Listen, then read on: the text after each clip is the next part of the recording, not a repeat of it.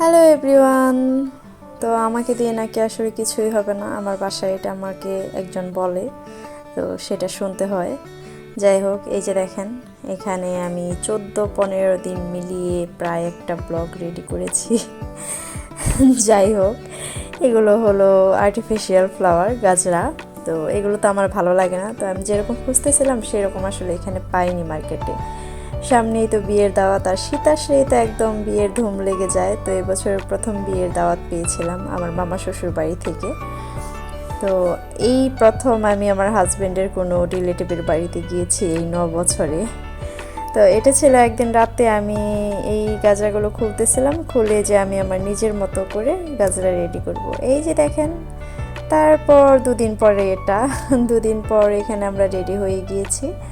গাড়িতে যেহেতু বাতাস অনেক, মামনিকে ডাল দিয়ে একদম ঢেকে নিয়ে গিয়েছিলাম, কোনোভাবেই যেন বাতাস লেগে ঠান্ডা না লাগে।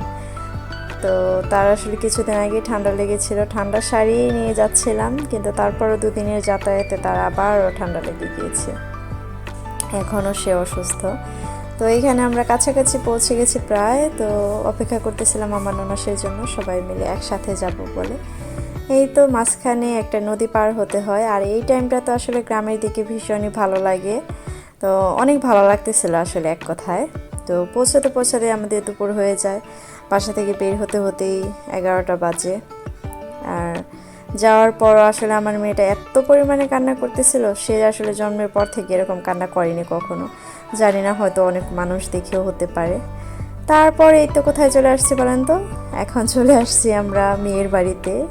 তো বিয়েতে মাঝখানে কোনো কিছুই রেকর্ড করা হয়নি, এক কথায় মেয়ে কান্নাকাটি করতেছিল, আবার মানে আমার ভিডিও করতেও কীরকম একটা লাগতেছিল। যাই হোক, এই তো আপনারা একটু ডান্স দেখেন, ডান্স করেও নেন। তো বেশি আসলে দেখালাম না, যদি আবার আপনাদের নাচতে ইচ্ছে হয় কিছু মনে করবেন না কেউ, উনি আসলে কিছুটা মানসিক ভারসাম্যহীন। তো তারপর প্রথম দিন আসলে বউয়ের কোনো ছবি তোলা হয়েছিল, ছবি আমি অ্যাড করিনি এখানে। তো পরের দিন একটু ক্লিপ দেখাবো।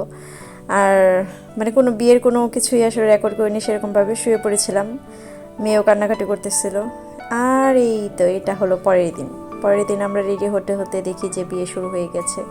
তো এইটুকুই জাস্ট রেকর্ড করেছি। আর এই যে তিনি ঘুমাচ্ছে বা ঘুমাতে পারতেছে না, এরকম করে কান্নাকাটির উপরেই ছিল।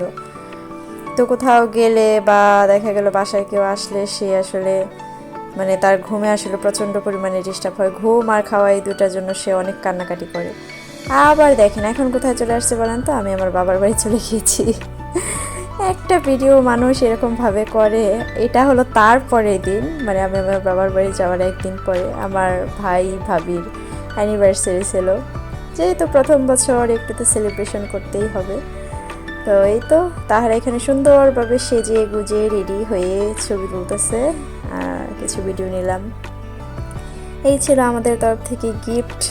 তো গিফট আসলে দেখাবো না, সব কিছু দেখাতে নেই ভিডিওতে। যাই হোক, সে মামির কোলে আরামসে। তো যাওয়ার পরেও প্রথম 2 দিন অনেক কান্নাকাটি করতেছিল, তারপর কয়েকদিন ঠিক হয়েছিল, আবার ঠান্ডাটা একটু বাড়ার কারণে আবার কান্নাকাটি করেই চলে আসছে বাসায়। আর এই তো এখানে আমার ছেলে, সে তো ভীষণ খুশি, সারাটা দিন খেলাধুলা করেছে। এটা হলো আমাদের গরু নতুন কেনা হয়েছে, গ্রামের দিকে তো আসলে সবাই গরু পালে। এই হলো আমার বাবা, আমার বাবার একটা ভক্ত হয়ে গিয়েছিল আমার মেয়ে, তো খুব থাকতো আসলে দাদুর কোলে। আর সে ইদানিং তার বাবার পাগল বেশি হচ্ছে, মানে বাবাকে দেখলে একদম কেমন একটা করে। এই হলো আমাদের বাড়ির সামনের রাস্তা। তো গ্রামের দিকে তো আসলে আমার কাছে এই শীত টাইমটা আসলে এত পরিমাণে ভালো লাগে, একদম বলার মতো না। এটা ছিল বিকেলবেলা, বিকেলের দিকে আমরা একটু হাঁটতে বের হয়েছিলাম। আর তো একদম সন্ধ্যার টাইমটাতে ছিল, তো এই সময় আসলে অন্যরকম একটা ভালো লাগে। তো মামনি আসলে একটু একটু খুশি হচ্ছিল, সে জানি না তার দাদাকে দেখলে, মানে আমাদের ফ্যামিলির মানুষজন আমাদেরকে দেখলে একটু খুশি হয়। তো এইটা হলো আমাদের গ্রামের একদম শেষ প্রান্ত। তো ওই যে লাস্টের যে বাড়িঘরগুলো দেখতে পাচ্ছেন ওইগুলোই আসলে লাস্ট সীমানা, শেষ এই পর্যন্ত, তারপর আবার অন্য গ্রাম। তো পরন্ত বিকেল একটা অন্যরকম ভালো লাগা কাজ করতেছিল। তো দেখতে পাচ্ছেন কত সুন্দর।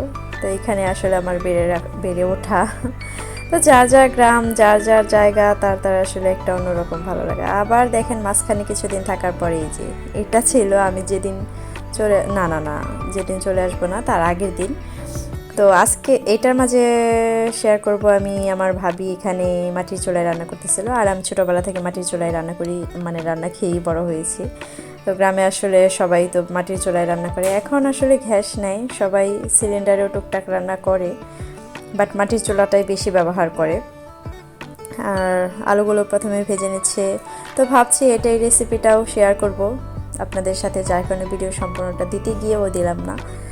তো মাটির চুলায় রান্না আসলে অন্যরকম একটা টেস্ট, এটা আসলে বলার মতো না। আর দেখেন এই তো এই মেহেদিটা দিয়ে দিয়েছে আমার ভাই, আর এটা দিয়ে দিয়েছে আরেকটা ভাবি। তো দেখতে দেখতে তার রান্না বাড়াও শেষ হয়ে যাচ্ছে এখানে, আর পুরোটা সময় আমি বসেছিলাম। এখন দেখে আমার কেন জানি আবারও খেতে ইচ্ছে করছে। তো যাই হোক, মাটির চুলার রান্না তো আসলে ভীষণই মজার। আর আরেক কথা হলো আমার বৌদির হাতের রান্না আসলে ভীষণ ভালো।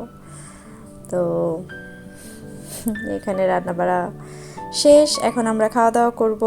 আর বাটা মশলায় রান্না তো আরও অনেক ভালো। এই যে দেখেন এখানে আমি 3 পিস চিকেন রাখিয়েছি, এগুলো হলো কষানো মাংস। তো আমি এই কাজটা আসলে কখনোই করিনি, যে মাংস রান্নার সময় মাংস কেন, মানে কোনো রান্নার সময় আসলে উঠিয়ে যে খাওয়া মাঝখানে, এটা আসলে কোনো দিনই করিনি। আর আমি কখনো টেস্ট করেও দেখি না যে কেমন হয়েছে। যাই হোক, রান্না শেষ, আর এখানে আমি কষানো মাংসটাও টেস্ট করে নিয়েছি, ভালোই লেগেছিল। তো এই হলো আমার বাবার বাড়ি, তো যেখানে আমি ছোটোবেলা থেকে বড় হয়েছি। আর এবার বাবার বাড়ি যাওয়ার আগে আমি এত প্ল্যান করে গিয়েছিলাম যে এটা করব ওইটা করব, কত কিছু করব, কিন্তু কোনো কিছুই করিনি। একদম শুধু ঘুম, খাওয়া দাওয়া এগুলোই করেছিলাম, মানে শুয়ে বসে ফোন দেখা আর কি। এই তো এখন চলে আসছি বাসায়। তো এবার বাসায় আসার পর কেন যেন শাড়ি পরে আসছিলাম, মানে বাসায় আসার সময় আর কি। তো বাসায় আসার পর এই তো এখানে ছোটোখাটো একটু রিলস ভিডিও করতেছিলাম, যেহেতু একটু সেজে গুজে আসছিলাম। যাই হোক, কিছু ছবি তোলা হয়েছে, শেষ।